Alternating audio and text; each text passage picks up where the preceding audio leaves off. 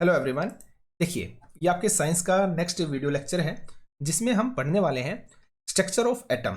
इसका पार्ट 1 हम कर चुके हैं, ये पार्ट नंबर 2 है। पार्ट 1 में हमने पढ़ा था प्रोटोनों के बारे में हमने पढ़ा, इलेक्ट्रॉन्स के बारे में हमने पढ़ा। वहाँ पे हमने रदरफोर्ड का जो एक्सपेरिमेंट है जो उन्होंने सोने की पन्नी पर किया था वो हमने पढ़ा। नाभिक के बारे में हमने पढ़ा। तो जहाँ पे हमने छोड़ा था वहीं से हम स्टार्ट कर रहे हैं, ठीक है। तो अब हम देखने वाले हैं न्यूट्रॉन के बारे में कि न्यूट्रॉन क्या होते हैं। तो चलिए स्टार्ट करते हैं। देखिए, न्यूट्रॉन सन 1932 में जेम्स चैडविक नाम है कि सन 1932 में चैडविक ने एक और अपरमाणु कण की खोज निकाला जो अनावेशित का मतलब होता है जिसके ऊपर चार्ज नहीं होता। जैसे हमने देखा था ना, इलेक्ट्रॉन पे आपका नेगेटिव चार्ज होता है, प्रोटॉन पे आपका पॉजिटिव चार्ज होता है, लेकिन जो न्यूट्रॉन है उसके वो अनावेशित होते हैं, उनके ऊपर कोई चार्ज नहीं होता और उनका जो द्रव्यमान है वो प्रोटॉन के बराबर होता है। किसके बराबर? प्रोटॉन के बराबर होता है। ये बात आपको अच्छे से याद रखनी है। अंततः इसका नाम क्या पड़ा? इसका नाम पड़ा न्यूट्रॉन। ठीक है, क्या नाम पड़ा? न्यूट्रॉन नाम पड़ा। और हाइड्रोजन को छोड़कर ये सभी परमाणुओं के नाभिक में होते हैं। तो ये इंपॉर्टेंट है, आपको अच्छे से याद रखना है कि वो कौन सा एलिमेंट है जिसके नाभिक में आपका न्यूट्रॉन नहीं होता। कौन सा है? हाइड्रोजन। हाइड्रोजन को छोड़कर सभी परमाणुओं के नाभिक में आपके न्यूट्रॉन होते हैं, हाइड्रोजन के नाभिक में आपके न्यूट्रॉन नहीं होते। आपको अच्छे से याद रखना है। आगे बात करते हैं। सामान्यतः न्यूट्रॉन को n से दर्शाया जाता है। परमाणु का द्रव्यमान नाभिक में उपस्थित प्रोटॉन और न्यूट्रॉन के द्रव्यमान के योग के द्वारा प्रकट किया जाता है। यानी कि अगर आपसे पूछा जाए, परमाणु का द्रव्यमान पूछा जाए, तो आप क्या बताओगे? परमाणु का जो द्रव्यमान होता है वो होता है आपका प्रोटॉन का द्रव्यमान प्लस में आपके न्यूट्रॉन का द्रव्यमान। इंडिविजुअल आपका प्रोटॉन का द्रव्यमान और इंडिविजुअल आपका न्यूट्रॉन का द्रव्यमान, और जब आप इन दोनों का सम करोगे ना, तो वो जो सम है ना वो परमाणु के द्रव्यमान होता है, परमाणु के द्रव्यमान के बराबर होता है। ठीक है, वो आपका परमाणु का द्रव्यमान कहलाता है। याद रखिएगा, प्रोटॉन का द्रव्यमान प्लस में न्यूट्रॉन का द्रव्यमान, आपको अच्छे से याद रखना है। अब बात करते हैं विभिन्न कक्षाओं में इलेक्ट्रॉन कैसे वितरित किए जाते हैं। देखिए, हमने थोड़ी देर पहले पढ़ा था, चलिए मैं आपको दिखा देता हूं। यहां पे आइए आप, यहां पे हमने कक्षाओं के बारे में पढ़ा था। जो बोर का आपका मॉडल था, बोर के मॉडल में हमने कक्षाओं के बारे में पढ़ा था कि आपकी कक्षाएं होती हैं। ये आपका बीच में नाभिक है, यहां पे आपकी ये एल वाली कक्षा है, के वाली के, उसके बाद आपकी एल है, आपकी एन है और उसके बाद आपकी एम है। ठीक है, और जो एन है वो क्या दर्शाते हैं? आपके नंबर्स 1 2 3 4। ठीक है, ये कक्षाएं। तो आपके के लिए आप एन का 1 का यूज करोगे, एल के लिए एन 2 का यूज करते हैं, एम के लिए एन 3 का और एन के लिए एन इक्वल टू 4 का। ठीक है, ये चीज हमने बोर के मॉडल में पढ़ ली थी कक्षाओं के बारे में। ठीक है, अब देखिए इसका आगे देखते हैं हम कि इन कक्षाओं में जब इलेक्ट्रॉनों को दर्शाना हो तो हम किस तरीके से दर्शाते हैं, उन चीजों के बारे में बात करेंगे। तो देखिए आप, परमाणुओं के विभिन्न कक्षाओं में इलेक्ट्रॉनों के वितरण के लिए बोर ने, ऊपर हमने देखा था ना, बोर और बैरी ने कुछ नियम प्रस्तुत किए थे जिसे बोर बैरी स्कीम के नाम से भी जाना जाता है। अब इन्होंने किया, इन नियमों के अनुसार इसी कक्षा में उपस्थित अधिकतम इलेक्ट्रॉनों की संख्या, आपने ऊपर कक्षाएं देखी ना, के एल एम एन, ऊपर कक्षाएं देखी आपने, तो हर कक्षा में मैक्सिमम, अधिकतम इलेक्ट्रॉनों की जो संख्या है ना कितनी हो सकती है? 2n की स्क्वायर। अगर आपसे पूछा जाए किसी नाभिक में या किसी कक्षा में उपस्थित अधिकतम इलेक्ट्रॉनों की संख्या कितनी हो सकती है, तो आप बताओगे 2n स्क्वायर हो सकती है। किसी कक्षा में उपस्थित इलेक्ट्रॉनों की अधिकतम संख्या कितनी हो सकती है? 2n स्क्वायर हो सकती है। और यहां पे जो n है ना, वो कक्षा की संख्या या ऊर्जा स्तर को दर्शाता है। जैसे के लिए हम n का 1 यूज करते हैं, l के लिए 2 का यूज करते हैं, m के लिए 3 का यूज करते हैं, n इक्वल टू 3, और n के लिए क्या करते हैं? n इक्वल टू 4 का यूज करते हैं। ठीक है, अब देखिए अधिकतम संख्या कितनी हो सकती है? 2n स्क्वायर हो सकती है। अब यहीं पे अगर मैं आपके लिए पहले कक्ष की बात करूं कि इलेक्ट्रॉनों की अधिकतम संख्या पहले कक्ष में, और पहला कक्ष कौन सा था? आपका k। तो k को उसमें कितनी हो सकती है? 2n square. अब 2 एज इट इज, n की वैल्यू क्या रखोगे आप? पहला कक्ष है तो 1 रखोगे, और 1 का स्क्वायर क्या होगा? आपका 2 होगा। तो पहले जो कोष है, पहला जो कक्ष है, उसमें इलेक्ट्रॉनों की अधिकतम संख्या कितनी होगी? आपकी 2 हो सकती है। अगर मैं दूसरे कक्ष की बात करता हूं तो एल कोष में, तो एल कोष में आप क्या रखोगे? एन की वैल्यू 2 रखोगे, तो 2 और एन की वैल्यू 2 और फिर आपका स्क्वायर, क्योंकि अधिकतम इतनी तो हो सकती है ना, 2n स्क्वायर। तो क्या करोगे? 2 दूनी 4, 4 दूनी 8, कितने हो सकते हैं? आपके 8 हो सकते हैं। समझ में आ रही है ना बात? इसी तरह से अगर मैं थर्ड की बात करता हूं तो आप n की वैल्यू 3 पुट कर दोगे, तो 2 इंटू में 3 का होल स्क्वायर, 2n स्क्वायर करते हैं ना हम, तो n की वैल्यू 3 रख दो, 3 तिया 9 और 9 दूनी 18, आपके 18 हो सकते हैं। इसी तरह चौथे कक्ष की अगर मैं बात करता हूं तो 2 इंटू में 4 इंटू में स्क्वायर कितने होंगे आपके 32, कितने हो सकते हैं आपके 32 हो सकते हैं। लेकिन इस बात को आप 100% याद रखिएगा कि सबसे भारी कोष में इलेक्ट्रॉनों की जो अधिकतम संख्या होगी ना वो आपकी 8 ही हो सकती है। जो सबसे भारी वाला जो कोष है उसमें अधिकतम इलेक्ट्रॉनों की अधिकतम संख्या सिर्फ और सिर्फ आपकी 8 ही हो सकती है। और किसी परमाणु के दिए गए कोष में इलेक्ट्रॉन तब तक स्थान नहीं लेते हैं जब तक कि उससे पहले वाले भीतरी कक्ष पूर्ण रूप से आपके नहीं भर जाते। इससे स्पष्ट होता है कि कक्षाएं आपकी क्रम अनुसार भरती हैं। ठीक है, अब यहां पे अधिकतम 8 होने का मतलब क्या है भैया, पहली कक्षा है उसमें कितने हो सकते हैं आपके 2 हो सकते हैं। अगली संख्या में अगली कक्षा मैंने कितने बताए आपके 8 हो सकते हैं। अब और तीसरी कक्षा है मैंने 18 बताए थे। लेकिन आप ऐसा मानिए कि नॉर्मल सी बात है आपके पास कितने हैं, मान लो 15 हैं, तो पहले वाले में आपने 2 फिल कर दिए, सेकंड वाले में आपने 8 फिल कर दिए, तीसरे वाले में कितने आ सकते हैं आपके 18 आ सकते हैं। और यहां पे आपने भर दिया कितना, लेकिन आपके पास कितने बचे हैं, सिर्फ 5 ही बचे हैं ना शेष। चलिए कोई बात नहीं, इस बात को मैं आगे समझाऊंगा। ठीक है, आगे मैं डिटेल से समझाऊंगा कि बाहरी कोष में अधिकतम कितने हो सकते हैं आपके 8 हो सकते हैं। इस बात को भी आप अच्छे से याद रखोगे।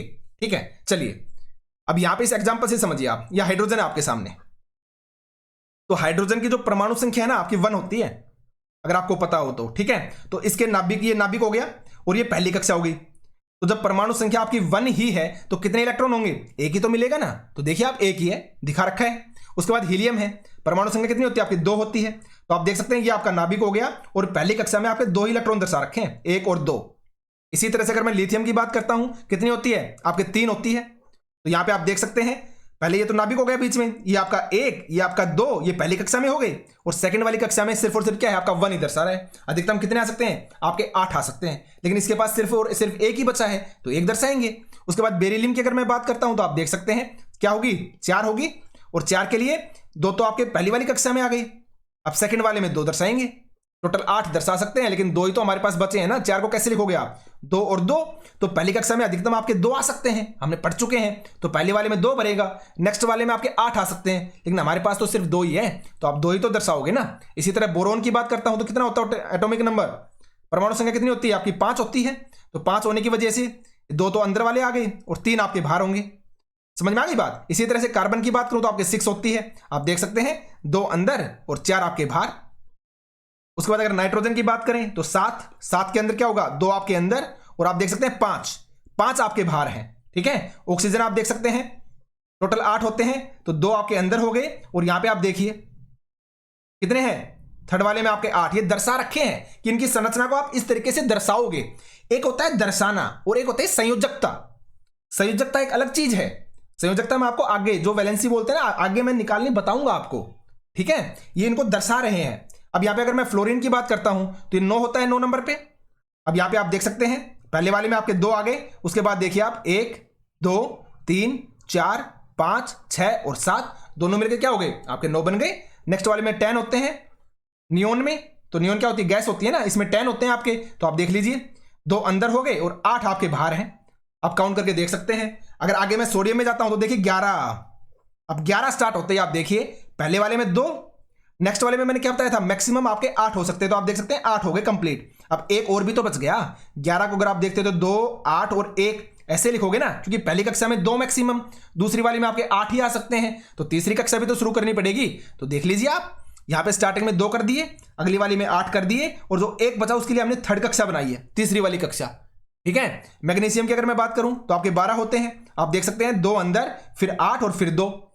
एल्यूमिनियम 13, 2 अंदर 8 बार फिर 3। ठीक है, सिलिकॉन आपके 14, तो आप देख सकते हैं 2 अंदर 8 बार उसके बाद 4 बार। ठीक है, तो जैसे जैसे बढ़े वैसे वैसे हमने कक्षा भी बढ़ाई। ठीक है, फॉस्फोरस की अगर हम बात करें तो 15 होते हैं। अब इसमें भी आप देख सकते हैं 2 अंदर फिर 8 फिर 5। ठीक है, अगर एस की बात करें, हम सल्फर की बात करते हैं तो यहां पे आपके 16 होते हैं। अब 16 में आप देख सकते हैं 2 8 और आपके 6। क्लोरीन में 17, काउंट करके आप देख सकते हैं 2 अंदर, उसके बाद सेकंड कक्षा में आपके 8 हो जाएंगे, 8 और 2 10, बचे कितने 7, तो 7 आपके लिए बाहर वाली में। अगर मैं आर्गन की बात करता हूं आपके 18 होते हैं, तो 18 में आप देख सकते हैं 2 आपके अंदर हो गए, उसके बाद आपके यहां पे कितने हो गए 6 हो गए, 8 हो गए, 8 सेकंड वाली में और 8 ही आपकी बाहर वाली में। तो कैसे करोगे 2 8 और 8, यही तो होती है ना। तो इस तरीके से इनको हम दर्शाते हैं। लेकिन यहां पे अगर वो ये पूछ रहे ना कि संयोजकता बताइए, तो संयोजकता हम अलग तरीके से निकालते हैं। संयोजकता मैं आपको आगे निकालने बताऊंगा। ठीक है, चलिए आगे बढ़ते हैं।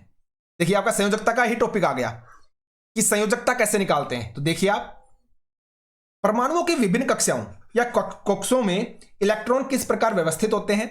इसी परमाणु की सबसे भारी कक्षा में उपस्थित इलेक्ट्रॉनों की संयोजकता, इलेक्ट्रॉनों को संयोजकता इलेक्ट्रॉन कहा जाता है। यानी कि किसी परमाणु की सबसे भारी कक्षा में उपस्थित, अब हमने बात की ना, ये पहली वाली कक्षा थी, ये सेकंड वाली कक्षा थी और ये आपकी थर्ड वाली कक्षा थी। तो अगर मैं सोडियम की बात करता हूं, सोडियम कितने होते हैं आपके? 11 होते हैं। तो परमाणु संख्या 11 होती है, एटॉमिक नंबर 11 होती है। तो कैसे लिखते हैं हम इसको? 2, 8 और 1 ऐसे लिखते हैं ना। तो पहली वाली में कितने हो गए आपके? 2 हो गए। इस तरीके से आप दर्शा दोगे। सेकंड वाले में मैक्सिमम कितने आ सकते हैं आपके? 8 आ सकते हैं। तो 8 आपने इस वाले पे दर्शा दिए, बचा कितना? 1। तो आप मुझे खुद बताइए कि इसका सबसे भारी कक्षा कौन सी है? भाई सबसे अंदर वाली, यहां पे तो नाभिक है। फिर पहली वाली कक्षा आपकी ये है, दूसरी वाली आपकी कक्षा ये है, और इसके बाद ये एक कक्षा ये भी तो है ना। तो सबसे भारी कक्षा कौन सी हुई? यही तो हुई, तीसरी वाली। और तीसरी वाली में कितने इलेक्ट्रॉन है आपका? 1 इलेक्ट्रॉन दर्शा रहा है, 1 इलेक्ट्रॉन दर्शाया गया है ना। तो संयोजकता क्या हो जाएगी आपकी? 1 हो जाएगी। मेरी बात समझ में आई? यही तो स्टेटमेंट लिखी है। किसी परमाणु की सबसे भारी कक्षा में उपस्थित इलेक्ट्रॉनों को उसको संयोजकता इलेक्ट्रॉन कहा जाता है, उसकी संयोजकता कहा जाता है। ठीक है, अब देखिए, इसको याद रखना मोस्ट इंपोर्टेंट है ये, कि बोर-बेरी स्कीम से हम जानते हैं किसी परमाणु का भारीतम कक्ष अधिकतम 8 इलेक्ट्रॉन रख सकता है। मैंने ऊपर भी बताया था ना, इस बात को याद रखना कि किसी भी परमाणु का जो भारीतम कक्ष है ना, भारी जो कक्ष है ना, वो अधिकतम 8 इलेक्ट्रॉन ही रख सकता है। इस बात को याद रखना। अब आगे देखिए, यह देखा गया था कि जिन तत्वों के परमाणुओं के भारीतम कक्ष पूर्ण रूप से इलेक्ट्रॉनों यानी कि 8 से भरे होते हैं, वे रासायनिक रूप से आपके सक्रिय नहीं होते, यानी कि जल्दी से वो किसी के साथ क्रिया नहीं करेंगे। जैसे हमने नियोन गैस के बारे में बात की थी, तो इसका मैंने क्या बताया था? एटॉमिक नंबर आपको 10 बताया था। तो 10 को कैसे लिखते हैं हम? 2 और 8 से लिखते हैं। तो इसके दोनों ऑक्टेट कंप्लीट है, क्योंकि पहली कक्षा में 2 चाहिए तो कंप्लीट है। सेकंड वाली कक्षा में कितने हो सकते हैं अधिकतम? आपके 8 हो सकते हैं, ये भी कंप्लीट है। जब इसका कंप्लीट घर भरा हुआ है तो ये क्यों किसी से कुछ मांगेगा या क्यों किसी को कुछ देगा? तो वो बात इन्होंने यहीं पे लिखी है कि अगर किसी का भारीतम कोष कंप्लीट रूप से भरा हुआ है ना, तो वो क्या करेगा? रासायनिक रूप से सक्रिय नहीं होता। रासायनिक रूप से सक्रिय होने का मतलब यह है कि वो जल्दी से किसी के साथ रिएक्शन नहीं करेगा, जल्दी से किसी के साथ रिएक्ट नहीं करेगा, कोई भी केमिकल या कोई भी एक अलग चीज नहीं बनाएगा। उसका ऑक्टेट कंप्लीट है, वो अपने घर में संतुष्ट है, उसको जितने इलेक्ट्रॉन चाहिए थे वो उसके कंप्लीट है। ठीक है, तो 10 में आप देख सकते हैं, पहले वाले में 2 और सेकंड वाले में मैक्सिमम 8। इसके पास कुछ बचा ही नहीं है, ये अपना खुश है कि पहले वाले में मुझे 2 चाहिए थे, मेरे पास 2 हैं, सेकंड वाले में मुझे 8 चाहिए थे, मेरे पास 8 है। तो दूसरे शब्दों में ऐसे तत्वों की जो संयोजन शक्ति है या जो संयोजकता है वो कितनी होती है? आपके 0 होती है। यानी कि अगर मैं आपसे बोलता ना नियोन की संयोजकता बताइए, तो आप क्या बताओगे? आप ऐसा नहीं बोलोगे कि 8 है, क्योंकि मैंने अभी क्या बताया संयोजकता के बारे में कि भारी कक्षा में उपस्थित इलेक्ट्रॉनों की क्या बोलते हैं? संयोजकता इलेक्ट्रॉन बोलते हैं। तो कभी आप ये बोलो कि सर इसका तो भारी 8 है, भाई पहले वाले में 2 आ गए, इससे भारी वाले में क्या आ गए? आपके 8 आ गए। तो आप ये मत बोल देना कि भारी कक्षा में 8 है इसलिए संयोजकता 8 होगी। नहीं, आपको यह रूल याद रखना पड़ेगा कि किसी परमाणु का भारीतम जो कक्ष है ना, वो अधिकतम 8 इलेक्ट्रॉन रख सकता है। तो 2 इसके पहले वाले में, 8 अगले वाले में, तो इसने अपना ऑक्टेट कंप्लीट कर लिया। इसी को कुछ भी देने की इसको जरूरत नहीं है और ना किसी से कुछ लेने की जरूरत है। तो इसलिए इसकी जो संयोजकता है ना, वो आपके 0 होगी, 0 होगी, याद रखिएगा। अब आगे बात करते हैं। इन अक्रिय तत्वों में से हीलियम परमाणु के भारीतम कक्ष में 2 इलेक्ट्रॉन होते हैं और अन्य में कितने होते हैं? आपके 8 होते हैं। ठीक है, ये चीज भी आपको अच्छे से पता है। चलिए आगे बढ़ते हैं। सक्रिय तत्वों के परमाणुओं की संयोजक शक्ति अर्थात अपने समान या अन्य किसी तत्वों के परमाणुओं से मिलकर अणु बनाने की प्रवृत्ति अपने बाह्यतम कक्ष को पूर्ण रूप से भरने का प्रयास माना जाता है। इसका लाइन का मतलब पता आपको क्या है? भाई मैंने यहां पे क्या लिखा था? सोडियम लिखा था मान लो, और सोडियम का मैंने क्या बताया था? इलेक्ट्रॉनिक नंबर, जो एटॉमिक नंबर है, परमाणु जो संख्या है 11 बताई थी। कैसे लिखोगे? 2, 8 और 1। अगर आप इसको दर्शाते हो तो नॉर्मल सी बात है, ये पहला हो गया नाभिक, ये बीच में तो नाभिक है, और ये पहली कक्षा हो गई, इसमें 2 रख दिया आपने। सेकंड वाले में कितने रख दिए? आपने 8 रख दिए। ठीक है, आपने 8 को दर्शा दिया अच्छे से। चलिए भाई मैंने 8 को दर्शा दिया है। और थर्ड वाले में कितने आ सकते हैं? आपका 1 ही आएगा, क्योंकि 1 ही तो बचा है ना, 1 आएगा। अब इसने क्या बोला है? इसके पास 1 है। तो देखिए, हर कोई इंसान चाहता है ना कि मेरा घर क्या हो? परिपूर्ण हो, यानी कि कंप्लीट हो, मुझे किसी से कुछ लेने की जरूरत ना पड़े और ना किसी को कुछ देने की मुझे जरूरत पड़े। मैं अपने आप में क्या बोलूं? संपूर्ण हो, मेरे पास सब, हर एक चीज की, किसी चीज की कमी ना हो। अब इसने देखा कि मेरा पहला ऑक्टेट भी कंप्लीट है और मेरा दूसरा ऑक्टेट भी कंप्लीट है। ठीक है, अब एक इसके बाद एक्स्ट्रा बचा हुआ है, तो इसके पास 2 ऑप्शन बचते हैं क्या करेगा ये? अब हमने क्या बात बताई थी मैंने आपको कि बाहरी कक्षा में अधिकतम 8 इलेक्ट्रॉन हो सकते हैं, 8 हो सकते हैं ना। अब इसके पास कितना है? 1 है। तो इसके पास 2 ऑप्शन है, या तो ये 1 अपना किसी और को दे दे, तो जैसे ही अपना ये 1 किसी और को दे देगा तो ये इसका बाहरी कक्षा खत्म हो जाएगा, फिर ये क्या बचेगा? 2 और 8, तो क्या नहीं, ये क्या हो जाएगा? इसका ऑक्टेट भी कंप्लीट हो जाएगा, ये भी परिपूर्ण हो जाएगा। तो एक तो तरीका इसके पास ये है कि किसी को ये 1 अपनी चीज दे दे, और दूसरा तरीका ये है कि ये किसी से क्या ले ले? 7 चीज ले ले, और जैसे ये 7 चीज ले लेगा तो इसका फिर से 8 कंप्लीट हो जाएगा, इसका घर फिर से परिपूर्ण हो जाएगा। तो आप खुद बताइए, किसी को 1 देना आसान है या किसी से 7 लेना आसान है? अगर मैं आपसे बोलूं कि आपको कोई चीज चाहिए, तो आपके पास 1 एक्स्ट्रा चीज है, उस 1 एक्स्ट्रा चीज को आप किसी को आसानी से दे पाओगे, या किसी के पास से आपको 7 चीज आप आसानी से ले पाओगे? आप समझदार हो, आपको अच्छे से पता है किसी से 7 चीज मांगना आसान नहीं है। पहले वाला दे देगा, दूसरा वाला नहीं देगा, तीसरे वाला नहीं देगा, फोर्थ वाला नहीं देगा, यानी कोई ना कोई तो मना तो करेगा ही। तो किसी से 7 चीज मांगना आसान नहीं होता है। आप अपने पास 1 है ना, वो आप 1 इजिली किसी को दे सकते हो, तो इसलिए 1 दे सकते हो इजिली, इसलिए संयोजकता क्या होगी सोडियम की? आपकी 1 हो गई। ठीक है, तो बाहरी कक्ष में कितने इलेक्ट्रॉन? आपके 1 बचा था, इसलिए संयोजकता पे क्या हो गई? आपकी 1 हो गई। और ये लॉजिक भी इसलिए मैंने बताया आपको कि देना आसान लेना आसान, ये मैं आगे बताऊंगा कि आगे कुछ तत्व ऐसे हैं जिनकी संयोजकता आप इसी लॉजिक से निकालोगे। ठीक है, तो इस लाइन का मैंने आपको ये मतलब बताया है। इस लाइन का एक्चुअल में मतलब क्या है कि वो अपना अगर ऑक्टेट पूरा नहीं रखते हैं तो क्या करते हैं? वो प्रयास करते हैं या तो अपनी चीज किसी को देने की या किसी से कुछ लेने की, याद रखिएगा। और 8 इलेक्ट्रॉन सबसे बाहरी कक्ष को अष्टक माना जाता है। क्या बोला जाता है? अष्टक बोला जाता है, अष्टक, ऑक्टेट। जैसे मैं बोलता हूं ना हर बार ऑक्टेट पूरा हो गया, ऑक्टेट पूरा हो गया, तो उसको हम अष्टक बोलते हैं, ऑक्टेट बोलते हैं। तो परमाणु अपने अंतिम कक्ष में अष्टक प्राप्त करने के लिए क्रिया करते हैं या आपस में इलेक्ट्रॉनों की साझेदारी करते हैं, उनको ग्रहण करते हैं और उनका त्याग करते हैं। यही चीज तो मैंने आपको बताई है। जब सोडियम के पास 1 बचा था, अष्टक में 1 बचा था और उसको 7 और चाहिए थे, तो या तो किसी से 7 लेगा या किसी को 1 देगा। तो इसके लिए क्या करना पड़ेगा? उसे रिएक्शन करनी पड़ेगी, उसे क्रिया करनी पड़ेगी। और यही बात इन्होंने बोल दी कि उसे अपना अष्टक पूरा करने के लिए क्या करते हैं? किसी के साथ क्रिया करते हैं, किसी के साथ इलेक्ट्रॉनों की साझेदारी करते हैं। ठीक है, या तो किसी का ग्रहण करते हैं, 7 किसी लेंगे, या फिर उनका त्याग करते हैं कि 1 किसी को देगा। वही चीज मैंने आपको बताई है। समझ में आ गई बात? अब आगे बढ़ते हैं। परमाणु के बाह्यतम कक्ष में इलेक्ट्रॉनों के अष्टक बनाने के लिए जितनी संख्या में इलेक्ट्रॉनों की साझेदारी या स्थानांतरण होता है, वही उस तत्व की संयोजकता शक्ति अर्थात संयोजकता होती है। अब देखिए, वही चीज मैंने आपको बताई थी। सोडियम में 11 में मैंने एग्जांपल दिया, 2, 8 और 1। तो जो बाहरी कक्षा में 1 बचा हुआ था, तो ये 1 ही तो डिसाइड करेगा। तो यही क्या होगी? इसकी संयोजकता होगी ना। यही चीज तो इन्होंने बोली थी कि परमाणु के बाह्यतम कक्ष में इलेक्ट्रॉनों के अष्टक बनाने के लिए जितनी संख्या में इलेक्ट्रॉनों की साझेदारी या स्थानांतरण होता है, वही उस तत्व की संयोजकता शक्ति अर्थात संयोजकता कहलाती है। तो कौन सा है? आपका 1 ही तो है। इसी को तो या तो त्याग करना पड़ेगा या लेना पड़ेगा। तो संयोजकता क्या होगी? आपकी 1 ही हो जाएगी। समझ में आ गई बात? तो आगे बढ़ते हैं। उदाहरण के लिए हाइड्रोजन, लिथियम, सोडियम, प्रत्येक के परमाणुओं के बाह्यतम कक्ष में 1 इलेक्ट्रॉन होता है। तो अतः यह 1 इलेक्ट्रॉन का त्याग कर सकते हैं, इसलिए इनकी संयोजकता क्या होगी? आपकी 1 कही जाएगी। समझ में आ गई बात? क्योंकि हाइड्रोजन का परमाणु नंबर कितना था? आपका एटॉमिक नंबर 1 ही था ना, तो 1 संयोजकता होगी।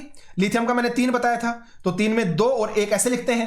मैंने बताया था पहले वाले में मैक्सिमम 2 आ सकते हैं, तो सेकंड वाले के लिए 1 ही बचा। तो बाहरी जो कक्षा है वो आपकी यही तो बनी, 1 वाली, तो इसका भी क्या होगा? आपका 1 ही होगा। सोडियम का ऑलरेडी मैं आपको बता चुका हूं कि 2, 8 और 1। पहले वाले में 2 होते हैं कंप्लीट, सेकंड वाले में 8 हो सकते हैं कंप्लीट, थर्ड वाले में 1 ही बचा था। तो 1 बचने की वजह से क्या हो गई? इसकी संयोजकता भी 1 हो गई। आगे हम मैग्नीशियम की और एल्यूमिनियम की बात करते हैं। मैग्नीशियम और एल्यूमिनियम की संयोजकता क्रम से कितनी होगी? आपकी 2 और 3 होगी। क्यों? क्योंकि मैग्नीशियम के बाह्यतम कक्ष में 2 इलेक्ट्रॉन और एल्यूमिनियम के बाह्य कक्ष में कितने होते हैं? आपके 3 इलेक्ट्रॉन होते हैं। ऊपर आइए, मैं आपको समझाता हूं। मैग्नीशियम और किसके बारे में बोला है? ये आपका देखिए, मैग्नीशियम रहा 12। तो 12 को आप कैसे लिखोगे? ऐसे तो लिखोगे ना, 2, 8 और 2। तो बाह्य कक्ष में कितने आए? आपके 2 आए, इसलिए संयोजकता क्या हो गई? आपकी 2 हो गई। इधर एल्यूमिनियम को देख लीजिए आप, 13 होते हैं, तो 13 को कैसे लिखोगे आप? 2, 8 और 3। अब इसमें 2, 8 और बाहरी कक्ष में कितने हैं? आपके 3 हैं, तो संयोजकता क्या हो गई? आपके 3 हो गई। ठीक है, आगे बढ़े। अब आगे देखिए आप, उसके बाद आपका यदि किसी परमाणु के बाह्यतम कक्ष में इलेक्ट्रॉनों की संख्या उसकी क्षमता के अनुसार लगभग पूरी है, तो संयोजकता एक अन्य प्रकार से प्राप्त की जाती है। अब यहां पे वो जो लॉजिक मैंने बताया था ना कि 1 देना आसान है या फिर 7 लेना आसान है, ये उनकी बात कर रहा है कि कुछ तत्व आपके ऐसे हैं जिनकी क्षमता लगभग पूरी होती है, तो उनकी जो संयोजकता निकालेंगे ना वो एकदम हम अलग तरीके से निकालते हैं। जैसे कि उदाहरण के लिए अगर हम फ्लोरीन की बात करते हैं तो फ्लोरीन परमाणु के बाह्यतम कक्ष में आपके 7 इलेक्ट्रॉन होते हैं। कितने इलेक्ट्रॉन होते हैं आपके फ्लोरीन के बाह्यतम कक्ष में? कितने इलेक्ट्रॉन होते हैं आपके? 7 इलेक्ट्रॉन होते हैं। 7 कैसे होते हैं? 7 बताऊं आपको मैं, आप मुझे बताइए फ्लोरीन का जो एटॉमिक नंबर है कितना होता है? फ्लोरीन का मैंने क्या बताया था एटॉमिक नंबर? आपको 9 बताया था। 9 ऊपर आप देखिएगा, तो 9 को कैसे लिखोगे आप? 2 और 7। तो पहले वाले में कितने हो गए आपके? 2 कंप्लीट हो गए। बाद वाले में कितने हैं आपके? 7 ही तो हैं। तो बाह्यतम इलेक्ट्रॉन कितने हो गए आपके? 7 हो गए।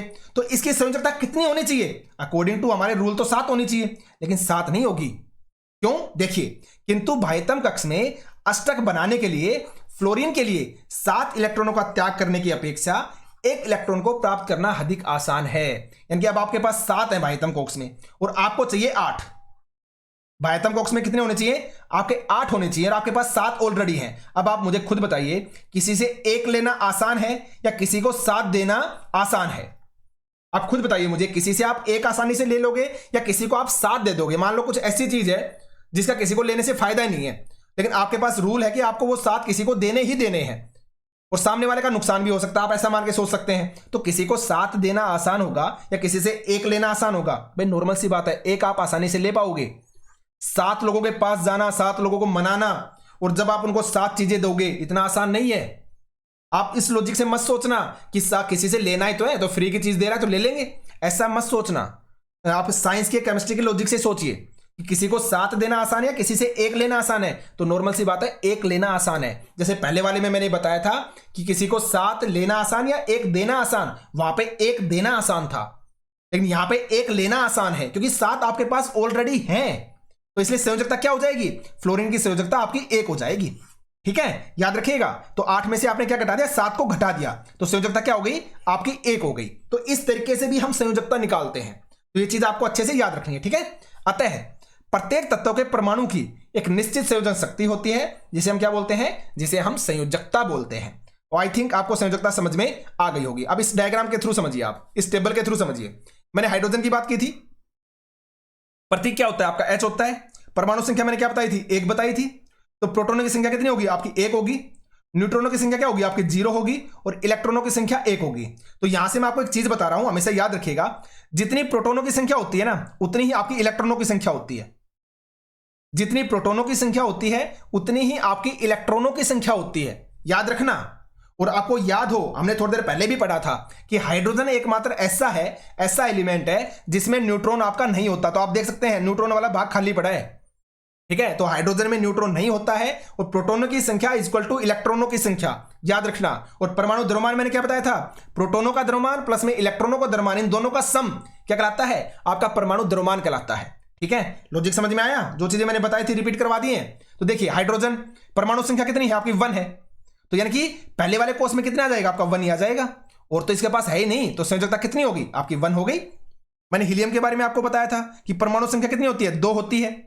तो आप देख सकते हैं प्रोटॉनों की संख्या कितनी आपकी? 2। और जितने प्रोटॉन उतने क्या है आपके? इलेक्ट्रॉन है। और न्यूट्रॉनों की संख्या क्या होगी? इसके अंदर 2 होगी आपकी।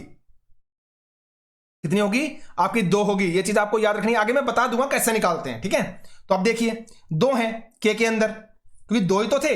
2 आपके किसी में आ गए? पहले में आ गए।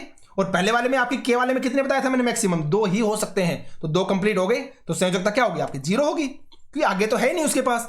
लिथियम में 3 होते हैं, तो 3 के अंदर मैंने बताया था कि पहले वाले में 2 आ गए, सेकंड वाले में 1 आ गया, तो संयोजकता कितनी बची आपकी? 1 ही बची, जो आपके बाह्यतम कक्ष में है। बेरिलियम 4 होता है एटॉमिक नंबर, तो आपकी संयोजकता कितनी होगी? देखिए, पहले वाले में 2 और एल वाले में आपके 2, तो यहां पे जब 2 आ गए तो 2 आपकी संयोजकता हो गई। इसी तरह अगर मैं बोरोन की बात करता हूं तो बोरोन में क्या होता है आपका? 5। परमाणु संख्या कितनी है आपकी? 5 होती है। प्रोटॉनों की संख्या 5 हो गई। ठीक है, न्यूट्रॉनों की संख्या 6, इलेक्ट्रॉनों की संख्या कितनी होती है? 5, क्योंकि मैं बता चुका हूं जितने प्रोटॉन उतने ही आपके इलेक्ट्रॉन। इलेक्ट्रॉनिक विन्यास की बात करता हूं, वितरण की बात करता हूं, तो पहले वाले में 2 आ सकते हैं, अगले वाले में कितने आ गए? 3, तो 3 क्या हो गई आपकी? संयोजकता हो गई। इससे आगे आइए आप, इससे आगे जैसे आप आए कार्बन को देखिए आप, कार्बन का एटॉमिक नंबर आपका 6 है। तो 6 को आप कैसे करोगे? पहले वाले में 2 और नेक्स्ट वाले में 4, क्योंकि 4 इसको और चाहिए, तो 4 और चाहिए। तो नॉर्मल सी बात है, 4 किसी को देना आसान नहीं है, लेना भी आसान नहीं है, तो संयोजकता क्या हो जाएगी आपकी? 4 ही हो जाएगी। यहां तक तो ठीक है। अब आप इसके आगे देखोगे नाइट्रोजन में। अब नाइट्रोजन में होती है 7, परमाणु संख्या 7, ठीक है। तो 7 को आप कैसे लिखते हो, मैंने क्या बताया था, 7 को 2 और 5 लिखेंगे, ऐसे लिखोगे ना। तो पहले वाले में तो 2 आपने पूरे फिल कर दिए और नेक्स्ट वाले में आपने 5 फिल कर दिए बाहरी कक्ष के अंदर, लेकिन संयोजकता यहां पे 5 आनी थी, 5 नहीं आई, इन्होंने 3 लिखी है। रीजन क्या है, अब मुझे आप खुद बताइए। 5 यहां पे है, 5 आ गया। अब इतने यहां पे कितने चाहिए, 3 और चाहिए। ऑक्टेट को 8 बनाने के लिए 3 और चाहिए ना। तो किसी से 3 लेना आसान है या किसी को 5 देना आसान है, कम कौन सा है, यही वाला तो है, क्योंकि 3 लेना आसान है, तो इसलिए आप 3 किसी से ले लोगे और अपने ऑक्टेट को पूरा कर लोगे, ठीक है। तो संयोजकता क्या हो जाएगी, आपके 3 हो जाएगी। नेक्स्ट वाले में देखिए, ऑक्सीजन में 8 है, ठीक है, 2 और 6। अब एक बात बताइए, 6 आपकी संयोजकता हो सकती है, नहीं हो सकती। रीजन क्या है भाई, 6 किसी को देना आसान या 2 किसी से लेना आसान, क्या आसान है, 2 किसी से लेना आसान है। तो अगर 2 किसी से लेना आसान है तो 2 क्या हो गई, आपकी संयोजकता हो गई। समझ में आ गई बात। इसी तरह अगर मैं फ्लोरीन की बात करता हूं तो फ्लोरीन के बारे में आप सोच सकते हैं कि देखिए फ्लोरीन में कितने होते हैं, 9 होते हैं, 9, तो 2 और 7 आपने लिख दिया। अब 7 है यहां पे, तो 2 तो आपका कंप्लीट हो गया ऑक्टेट, यहां पे 7 है, तो आपको 1 चाहिए। तो 1 किसी से लेना आसान या 7 किसी को देना आसान, अगर 7 देना आसान होता तो संयोजकता यहां पे 7 लिखी होती, लेकिन 7 नहीं लिख रखी, 1 लिख रखी है। रीजन क्या है, किसी से 1 लेना आसान है, तो इसलिए हो गया। नियोन के बारे में मैंने आपको बताया था ऑलरेडी कि इसका ऑक्टेट कंप्लीट होता है, पहले वाले में 2, सेकंड वाले में आपके 8, क्योंकि क्या होती है परमाणु संख्या 10 ही तो होती है, तो इसलिए कंप्लीट हो गया। तो संयोजकता क्या हो जाएगी, आपके 0 हो जाएगी। इसी तरीके से आप अगले वालों को देख सकते हैं सभी को, ठीक है। लास्ट में ऑर्गन को देखिए आप, 18 होते हैं, तो इसलिए यहां पे 2 हो गया, 8 हो गया और तीसरे वाले में आपका 8 आ गया, तो सारे ऑक्टेट कंप्लीट तो हैं, तो इसलिए 0 होगी, ठीक है। मैग्नीशियम को देखिए आप, यहां पे 12 है परमाणु संख्या, तो 12 कैसे लिखोगे, 2, 8 और 2, तो पहले वाले में 2 हो गए, सेकंड वाले में 8 हो गए, थर्ड वाले में कितने हैं, आपके 2 हैं, और मैक्सिमम कितने हो सकते हैं, 8 हो सकते हैं। तो 2 किसी को देना आसान या 6 किसी से लेना आसान, 2 देना आसान, तो 2 क्या हो जाएगी, आपकी संयोजकता हो जाएगी। मेरा लॉजिक समझ में आ रहा है ना। तो इस तरीके से आप करोगे। और फास्फोरस के बारे में आप अलग से याद रखिएगा कि इसकी संयोजकता है 2, 8 और थर्ड वाले में 5 है, तो आप इसके बारे में याद रखना अलग से कि इसकी 3 भी हो सकती है और इसकी 5 भी हो सकती है, दोनों, क्योंकि 3 देना भी आसान है, 5 लेना भी आसान है, एक तरीके से आप ये बोल सकते हो, ठीक है। 3 लेना भी आसान और 5 देना भी आसान, तो इसकी जो संयोजकता है आपके 3 और 5 दोनों हो सकती है। यहां पर याद रखिएगा, यहां पे गिवन है एनसीईआरटी के अंदर, ठीक है, याद रखना आप। ये लॉजिक समझ में आ गया। अब देखिए, अब बात करेंगे हम परमाणु संख्या के बारे में और द्रव्यमान संख्या के बारे में, जो आपको ऑलरेडी मैं बता भी चुका हूं, फिर भी देख लेते हैं। परमाणु संख्या, तो परमाणु के नाभिक में उपस्थित प्रोटॉन जो विद्वान होते हैं ना, तो एक परमाणु में उपस्थित प्रोटॉनों की संख्या उसकी परमाणु संख्या कहलाती है, और जिसे हम जेड से डिनोट करते हैं। परमाणु संख्या जो अभी मैं बार बार बोला था ना, एटॉमिक नंबर, उसको हम जेड से डिनोट करते हैं, परमाणु संख्या। तो परमाणु संख्या क्या होती है, नाभिक में उपस्थित प्रोटॉनों की संख्या को हम परमाणु संख्या बोलते हैं। याद रखना, परमाणु संख्या बोलते हैं प्रोटॉनों की संख्या को, परमाणु संख्या बोलते हैं प्रोटॉनों की संख्या को, ठीक है। परमाणु संख्या इक्वल टू प्रोटॉनों की संख्या, और किसी तत्व के सभी अणुओं की परमाणु संख्या जेड समान होती है। ये जेड से आप उसको क्या करते हो, डिनोट करते हो, ठीक है। आगे बढ़ते हैं। वास्तव में तत्वों को उनके परमाणु में विद्वान प्रोटॉनों से परिभाषित किया जाता है। हाइड्रोजन के लिए जेड इक्वल टू 1 है, हमने बताया था, ठीक है, क्योंकि हाइड्रोजन परमाणु के नाभिक में केवल एक प्रोटॉन होता है, न्यूट्रॉन तो वहां पे होता ही नहीं है, हम पहले डिस्कस कर चुके हैं। न्यूट्रॉन नहीं होता, सिर्फ क्या होता है, एक प्रोटॉन होता है, और जितने प्रोटॉन उतने ही इलेक्ट्रॉन, ठीक है। इसी प्रकार कार्बन के लिए जेड इक्वल टू 6 होता है, क्योंकि परमाणु संख्या क्या होती है आपकी 6 ही तो होती है। जो मैंने एटॉमिक नंबर बताया था कार्बन का 6 ही होता है, जिसको आप लिखते हैं ना 2 और 4, ठीक है। इस प्रकार एक परमाणु के नाभिक में उपस्थित प्रोटॉनों की कुल संख्या को क्या बोलते हैं, हम परमाणु संख्या बोलते हैं, ठीक है। समझ में आ गया, क्योंकि परमाणु संख्या का मतलब होता है प्रोटॉनों की संख्या, याद रखना आप। आगे बात करते हैं द्रव्यमान संख्या के बारे में, कि परमाणुओं का द्रव्यमान उसमें विद्यमान प्रोटॉन और न्यूट्रॉनों के द्रव्यमान के कारण होता है। ये मैं आपको ऑलरेडी बता चुका हूं। परमाणु का द्रव्यमान क्या होता है, प्रोटॉनों का द्रव्यमान प्लस में न्यूट्रॉनों का द्रव्यमान, उन दोनों को अगर आप सम कर देते हो तो वो कहलाता है आपका परमाणु का द्रव्यमान। और ये परमाणु के नाभिक में विद्यमान होते हैं, भाई पता है आपको अच्छे से। प्रोटॉन और न्यूट्रॉन कहां होते हैं, परमाणु के नाभिक में होते हैं। इलेक्ट्रॉन कहां पे होता है, बाहर की तरफ घूमता है, इसलिए इन्हें क्या बोलते हैं, न्यूक्लियन बोलते हैं। इसको प्रोटॉन और न्यूट्रॉन को, क्यों, क्योंकि ये न्यूक्लियस में रहते हैं। नाभिक को इंग्लिश में क्या बोलते हैं, न्यूक्लियस बोलते हैं ना, तो इसको हम इसलिए इनको हम न्यूक्लियन भी बोलते हैं। तो न्यूक्लियन कौन कौन होते हैं, आपके प्रोटॉन और न्यूट्रॉन, इनको बोला जाता है न्यूक्लियन, याद रखिएगा। परमाणु का लगभग संपूर्ण द्रव्यमान उसके नाभिक में होता है। भाई नाभिक में तो होगा ना, क्योंकि द्रव्यमान क्या होता है, प्रोटॉन और न्यूट्रॉनों की संख्या तो आपने बताई है, प्रोटॉनों का द्रव्यमान प्लस में न्यूट्रॉनों का द्रव्यमान, और दोनों कहां है, नाभिक में है। तो संपूर्ण द्रव्यमान कहां मिलेगा, नाभिक में ही तो मिलेगा, और कहां मिलेगा।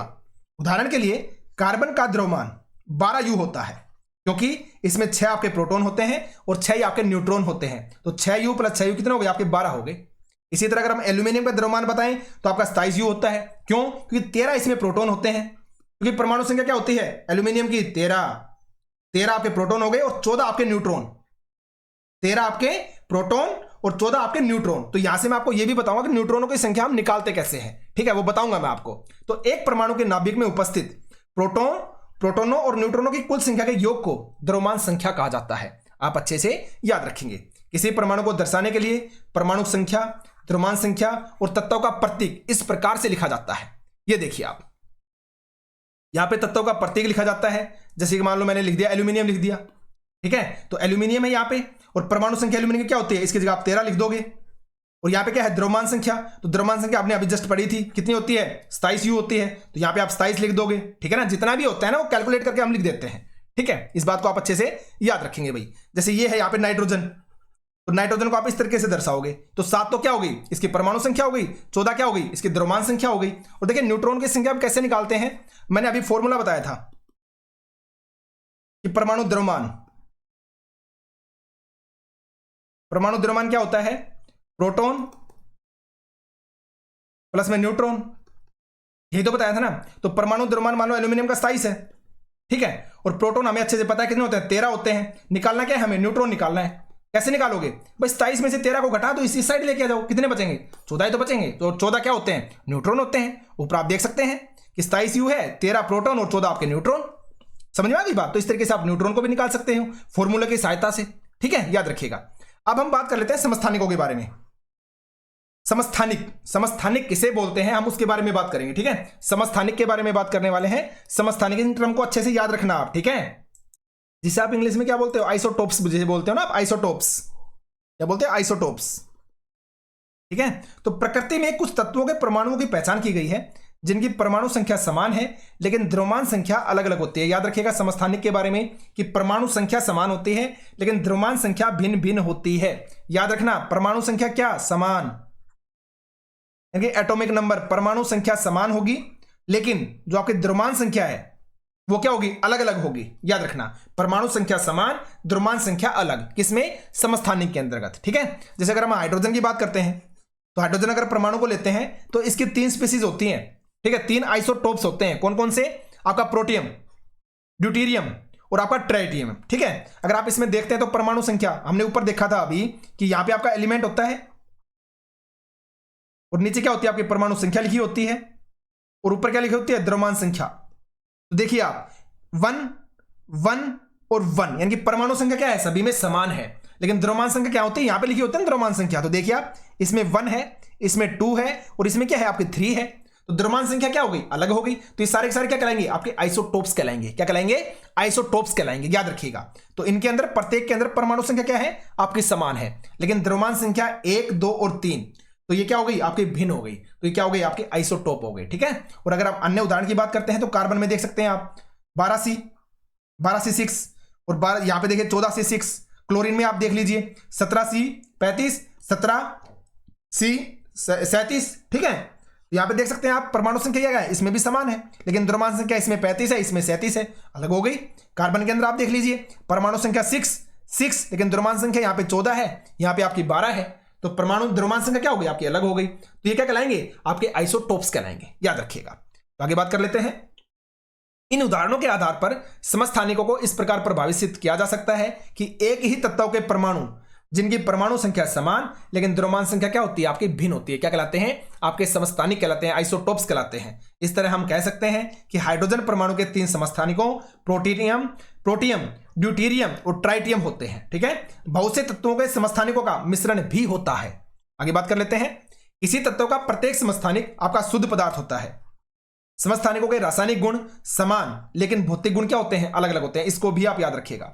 इस समस्थानिकों के जो रासायनिक गुण होते हैं वो आपके समान होते हैं, लेकिन इनके जो भौतिक गुण होते हैं वो आपके भिन्न भिन्न होते हैं। और प्रकृति में क्लोरीन के 2 समस्थानिक होते हैं जिसका द्रव्यमान 35U है और आपका 37U है, और 3:1 के अनुपात में होते हैं। इस अनुपात में 3:1 के अनुपात में आपको याद रखना है, ठीक है। 3:1 के अनुपात में आप समझ गए ना भाई। 3:1 का मतलब क्या हो गया? अगर मैं इसको करता हूं 3/4 गुणा में 100 यानी कि कितना हो गया 25 से 75%, और एक का मतलब क्या हो गया आपका 25% हो गया। तो इन्होंने उस तरीके से निकाला है, ठीक है। तो यह प्रश्न उठता है कि किस द्रव्यमान को क्लोरीन परमाणु का द्रव्यमान मानना चाहिए, आइए इसका पता लगाएं। अब देखिए, अगर हम क्लोरीन के औसत परमाणु द्रव्यमान की बात करते हैं तो देखिए 35, और ये 3:1 में है, तो पहले वाला 3 अनुपात में है तो 35/100, प्लस में दूसरा वाला किस में है 1 अनुपात में, तो 37 गुणा में 25/100, तो 105/100 सोल्व करोगे जब ये 37/4 आएगा, 142/4 आ जाएगा। तो औसत परमाणु द्रव्यमान क्या आ गया 35.5 U ये होता है, ठीक है। तो याद रखना है क्लोरीन का परमाणु द्रव्यमान कितना होता है 35.5, याद रखिएगा आप, ठीक है। किसी प्राकृतिक तत्व के एक परमाणु का द्रव्यमान उस तत्व में विद्यमान सभी प्राकृतिक रूप से पाए जाने वाले परमाणु के औसत द्रव्यमान के बराबर होता है। याद रखिएगा इंपॉर्टेंट टर्म है कि किसी प्राकृतिक तत्व के एक परमाणु का जो द्रव्यमान होता है ना, एक परमाणु का द्रव्यमान उस तत्व में विद्यमान सभी प्राकृतिक रूप से पाए जाने वाले परमाणुओं के औसत द्रव्यमान के बराबर होता है, ठीक है। आप अच्छे से याद रखिएगा। आगे बढ़ते हैं। अगर किसी एक तत्व का कोई समस्थानिक नहीं है तो परमाणु का द्रव्यमान उसमें उपस्थित प्रोटॉन और न्यूट्रॉनों के द्रव्यमान का योग होता है।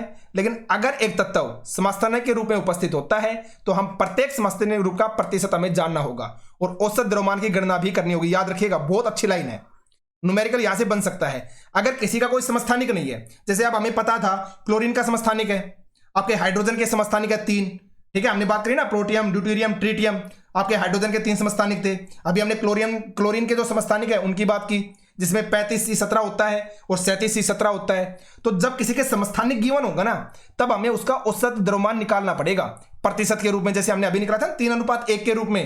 तो इस तरीके से आपको निकालना ही पड़ेगा। लेकिन अगर किसी का समस्थानिक है ही नहीं तो नॉर्मल सी बात है, उसका कैसे निकालोगे, उसमें जो प्रोटॉन गिवन है और जो न्यूट्रॉन गिवन है दोनों का सम कर दो, दोनों के द्रव्यमान का सम कर दो, वही क्या हो जाएगा उस परमाणु का द्रव्यमान हो जाएगा। तो यहां से आपका न्यूमेरिकल बन सकता है, याद रखिएगा, ठीक है। इसका मतलब यह नहीं है कि क्लोरीन के परमाणु द्रव्यमान का एक भिन्नात्मक संख्या 35.5 U है। इसका तात्पर्य यही हुआ कि आप क्लोरीन की कुछ मात्रा लेते हैं तो इसमें क्लोरीन के समस्थानिक होंगे और औसत द्रव्यमान कितना होगा प्रत्येक समस्थानिक का 35.5 U। और यही तो इन्होंने बोला है इस वाली लाइन में कि किसी प्राकृतिक तत्व के एक परमाणु का द्रव्यमान उस तत्व में विद्यमान सभी प्राकृतिक रूप से पाए जाने वाले परमाणुओं के औसत द्रव्यमान के क्या होता है बराबर होता है, ठीक है। तो आप क्लोरीन के किसी भी उसको उठाएंगे तो उसका औसत द्रव्यमान आपका 35.5 ही होगा, ठीक है। याद रखना आप इस बात को, समझ में आ गई। आगे चलते हैं भाई। अब यहां से हम समस्थानिकों के कुछ अनुप्रयोग सीख लेते हैं, उनके यूज कहां होते हैं। तो कुछ समस्थानिकों के विशेष गुण होते हैं जिनका उपयोग हम विभिन्न क्षेत्रों में करते हैं। उनमें से कुछ निम्नलिखित हैं। यूरेनियम के एक समस्थानिक का उपयोग परमाणु भट्ठी में ईंधन के रूप में होता है। कैंसर के उपचार में कोबाल्ट का जो समस्थानिक है उसका यूज करते हैं। घेंगा रोग में इलाज में आयोडीन का जो समस्थानिक है हम उसका यूज करते हैं। तो याद रखिएगा, आयोडीन का यूज घेंगा रोग में हर किसी को पता है, कोबाल्ट का यूज कैंसर के उपचार में होता है, ये याद रखना। और यूरेनियम के बारे में भी आपको अच्छे से पता है, परमाणु भट्ठी में ईंधन के रूप में इसका यूज करते हैं हम, ठीक है। तो तीनों का यूज आपको अच्छे से याद रखना है भाई, ठीक है। चलिए आगे बढ़ते हैं। अब बात करते हैं हम समभारिक की। जैसे हमने समस्थानिक की बात की, इसी तरह आपके समभारिक भी होते हैं, आइसोबार बोल देते हैं जिनको हम, ठीक है। तो देखिए, दो तत्व कैल्शियम की परमाणु संख्या 20 है और आर्गन की परमाणु संख्या क्या है आप 18 है। इनके बारे में आप विचार कीजिए। परमाणुओं में प्रोटॉनों की संख्या भिन्न भिन्न और द्रव्यमानों की संख्या क्या होगी आपकी सेम होगी 40। यानी तत्वों के इस जोड़ के अणुओं में कुल न्यूक्लियनों की संख्या क्या होती है आपकी समान होती है। न्यूक्लियनों की संख्या के प्रोटॉन प्लस में न्यूट्रॉन, इन्हीं को तो हम न्यूक्लियन बोलते हैं ना। तो प्रोटॉन और न्यूट्रॉन की संख्या क्या होगी आपकी सेम होगी। कहने का मतलब क्या हो गया, अगर मैं परमाणु संख्या क्या लिखूंगा, यहां पे 40 लिख दिया मैंने, मतलब कैल्शियम लिख रहा हूं मैं, तो यहां पे 40, यहां पे सी है, यहां पे क्या हो जाएगा आपका 20 हो जाएगा। समझ में आ गई बात। दूसरी अगर मैं परमाणु संख्या 18 के बारे में बात करता हूं तो मान लो ये आर्गन के बारे में बोल रहा है, तो आर्गन के ऊपर 40 होगा, यहां पे AR होगा, यहां पे 18 होगा। तो अब इसमें आप देखिए परमाणु संख्या दोनों में भिन्न है लेकिन द्रव्यमान संख्या क्या है सेम है। तो समभारिक में आपका उल्टा होता है कि परमाणु संख्या आपकी भिन्न भिन्न होगी और द्रव्यमान संख्या क्या होगी आपकी सेम होगी। समस्थानिक में क्या होता था, परमाणु संख्या सेम होती थी, द्रव्यमान संख्या आपके भिन्न होती थी। और न्यूक्लियनों की संख्या समान क्यों बोल दी इसने भाई, द्रव्यमान संख्या क्या बताई थी मैंने, प्रोटॉन प्लस में न्यूट्रॉन, यही तो मैंने द्रव्यमान संख्या बताई थी। और प्रोटॉन न्यूट्रॉन कहां है आपके नाभिक में, न्यूक्लियस के अंदर है। तो न्यूक्लियनों की संख्या क्या होगी समान होगी, आप ऐसा भी बोल सकते हैं। समझ में आ गई ना मेरी बात। तो इस तरीके से आप याद रखिएगा समस्थानिक और समभारिक में डिफरेंस। तो अलग अलग परमाणुओं वाले तत्वों की जिनकी द्रव्यमान संख्या समान होती है समभारिक कहा जाता है। द्रव्यमान संख्या समान और परमाणु संख्या क्या होगी आपकी भिन्न भिन्न होगी, याद रखिएगा आप, ठीक है। आगे बात करते हैं। ये देखिए सारांश है, जो चीजें हमने पढ़ी हैं उसका एक स्किप रिवीजन टाइप है। तो देख सकते हैं आप कि इलेक्ट्रॉन और प्रोटॉन की खोज जे टॉमसन और ई गोल्डस्टीन ने की थी, हम बता चुके हैं। जे टॉमसन ने यह प्रस्तावित किया था कि इलेक्ट्रॉन धनात्मक गोले में धसे होते हैं, जो तरबूज वाली बात हमने पढ़ी थी। किसने की थी? जे टॉमसन ने, ठीक है। रदरफोर्ड के अल्फा कणों के प्रकीर्णन प्रयोग ने परमाणु केंद्र की खोज की थी, न्यूक्लियस की खोज की थी। रदरफोर्ड के परमाणु मॉडल ने प्रस्तावित किया कि परमाणु के अंदर बहुत छोटा सा केंद्र होता है, नाभिक होता है, इलेक्ट्रॉन केंद्र के चारों ओर घूमते हैं। परमाणु की स्थिरता के इस मॉडल से व्याख्या आपकी नहीं की जा सकती, स्थिरता वाला। मैंने बताया था रदरफोर्ड में कुछ कमी रह गई थी, तो कमी मैंने क्या बताई थी कि वो स्थिर नहीं बताया, जो स्थिरता का जो चीज है उसके बारे में वो एक्सप्लेन नहीं कर पाए थे कि जो आपके इलेक्ट्रॉन है वो स्थिर होते हैं अस्थिर होते हैं, क्योंकि अगर वो अस्थिर होंगे तो न्यूक्लियस को बर्बाद कर देंगे, खत्म कर देंगे। आपको याद है ना? तो उसके बाद आपके नील बोर आए थे और उन्होंने बताया था कि वो उनमें इतनी ऊर्जा नहीं होती। आप पूरे वीडियो को सुनना, मैंने एक्सप्लेन की एक एक चीज, ठीक है। अब देखिए आगे, नील बोर द्वारा दिया गया परमाणु का मॉडल अधिक सफल था। उन्होंने प्रस्तावित किया कि इलेक्ट्रॉन केंद्र के चारों ओर निश्चित ऊर्जा के साथ अलग अलग कक्षाओं में वितरित करते हैं। अगर परमाणु की सबसे भारी कक्षा भर जाती है तो परमाणु स्थिर होगा और कम क्रियाशील होगा।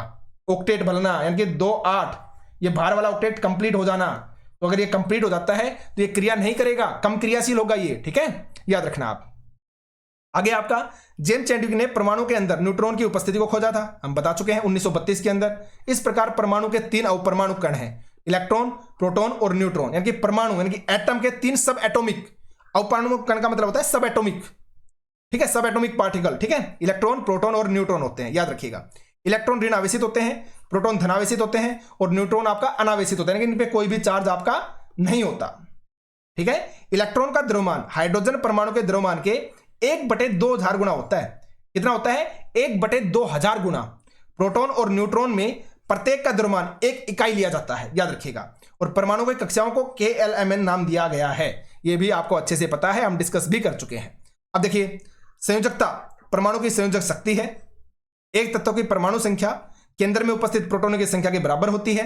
मैं बता चुका हूं कि परमाणु संख्या क्या बोलते हैं? प्रोटॉनों की संख्या को तो परमाणु संख्या बोलते हैं ना। और परमाणु की द्रव्यमान संख्या केंद्र में विद्यमान न्यूक्लियनों की संख्या के बराबर। न्यूक्लियन क्या होते हैं? आपके प्रोटॉन प्लस में न्यूट्रॉन, हम बात कर ही चुके हैं इसके बारे में, ठीक है। समस्थानिक एक ही तत्व में परमाणु है जिनकी द्रव्यमान संख्या क्या होती है? आपके भिन्न भिन्न होती है, परमाणु संख्या समान होती है, समस्थानिक। और समभारिक वे हैं जिनकी द्रव्यमान संख्या आपकी समान लेकिन परमाणु संख्या क्या होगी? भिन्न भिन्न होगी। यहां पे आगे और लिख लेना आप कि जिनकी द्रव्यमान संख्या भिन्न भिन्न और परमाणु संख्या समान, क्या कहलाएंगे? आपके समस्थानिक कहलाएंगे, ठीक है। और तत्वों को उनके प्रोटॉनों की संख्या के आधार पर परिभाषित किया जा सकता है, ठीक है। तो यह आपका चैप्टर था जिसमें हमने हर चीज को देख लिया है आपके अकॉर्डिंग टू सिलेबस। यही आपके सिलेबस में चैप्टर दिया गया है, परमाणु की संरचना, ठीक है, स्ट्रक्चर ऑफ एटम। तो इसको आप अच्छे से रिवाइज कीजिएगा भाई, ठीक है। जल्दी मिलते हैं नेक्स्ट लेक्चर में। Thank you.